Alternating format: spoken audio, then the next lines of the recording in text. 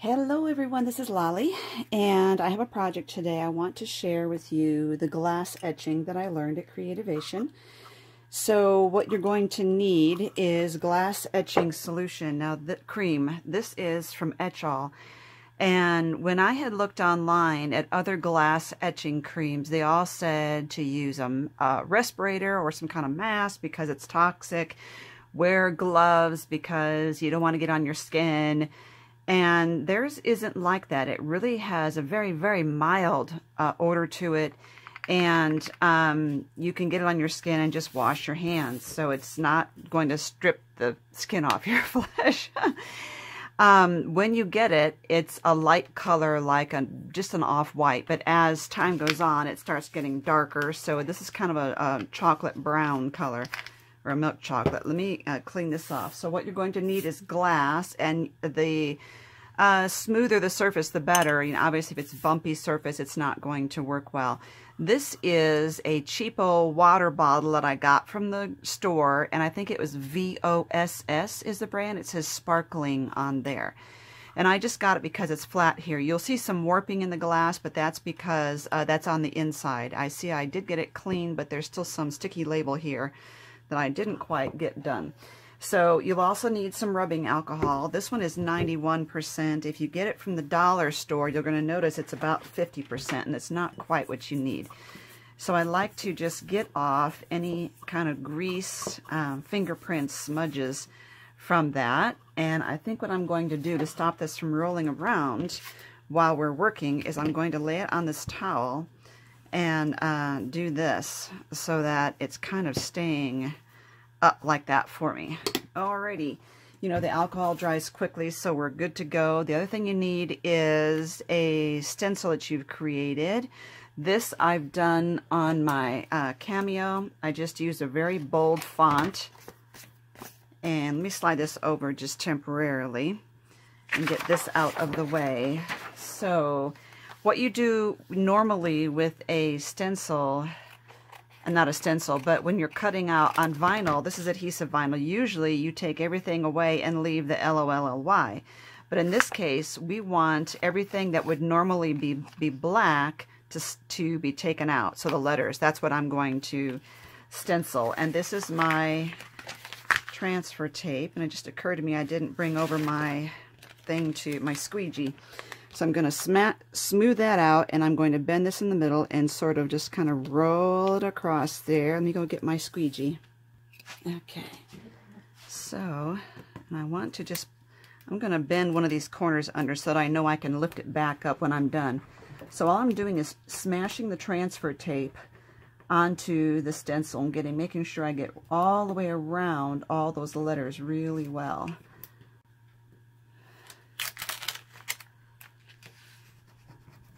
You could use a credit card too if you don't have one of these little squeegee thingies.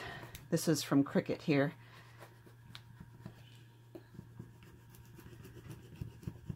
Okay. I want to get the edges on here too. Now this, you notice I have this little military print here, camo print. That's because this was on clearance. This design of vinyl was on clearance for 50 cents a sheet, and I figured why not? If I'm just using it for stencils. Okay, now when we want to peel this back, you want to make sure all the vinyl is sticking to the transfer tape. Ta-da! And just kind of, I use just a really bulky font here. I'm just going to go right across the middle and then roll it down that way and roll it down this way. There. I didn't go for beauty. I just, like I said, I just went for a nice chunky font so it would really show up well. And now we've got to squeegee this onto the glass and really making sure that we get the seal around every letter. The other thing I want to point out, you see the center of the O. If you have a center on any letters, you've got to make sure that that stays when you're peeling your vinyl, because if it doesn't, you're going to end up with just a solid O and no definition there. So E's and P's and D's and B's and all those letters, you're going to want to make sure that you get the pieces out there. Okay, let's see if we can peel this up while leaving the vinyl on there.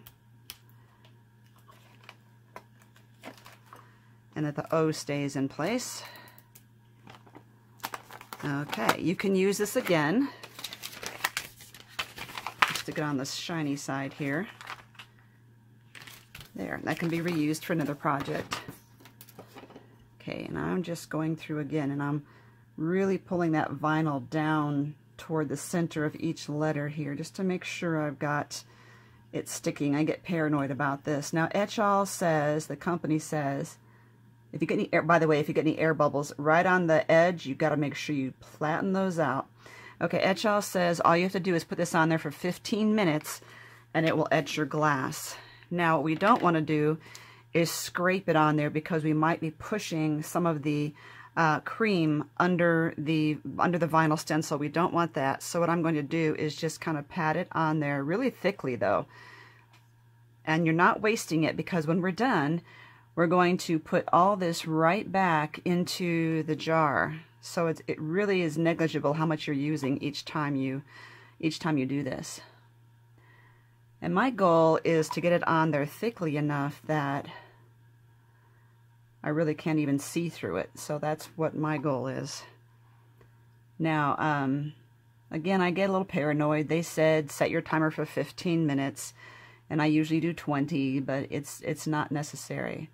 Now, because of this cream is pretty thick, it doesn't usually run, but if it starts to run down the side of the glass, I need to make sure I keep an eye on that, because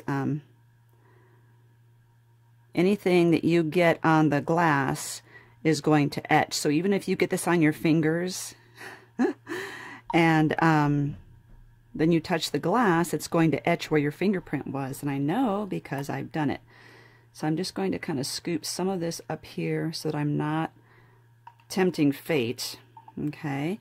I am going to rinse my palette blade off. It's plastic. I'm going to rinse this off, and then I'm going to let this set for 15 minutes.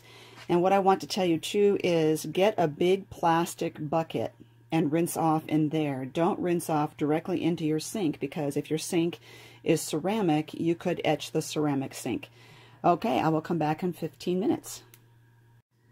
All right, time is up, and I'm just going to gently take this and scrape it back into my little jar here.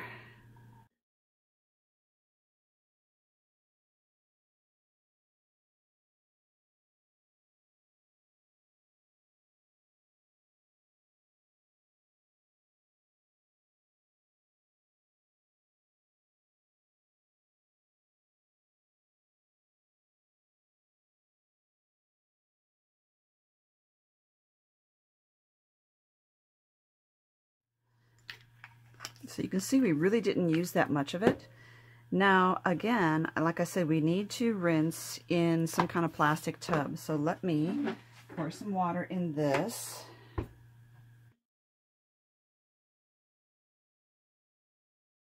we want to do is rinse this off while the stencil is still on here. And then peel the stencil off and rinse again. And then at that point, I would even go ahead and wash it.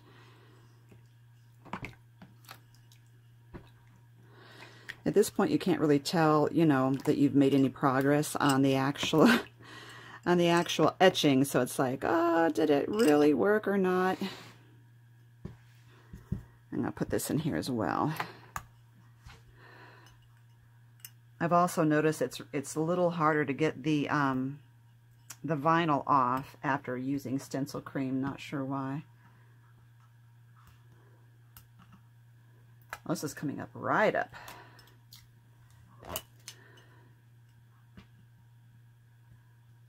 And you could start to see now. Can you see that?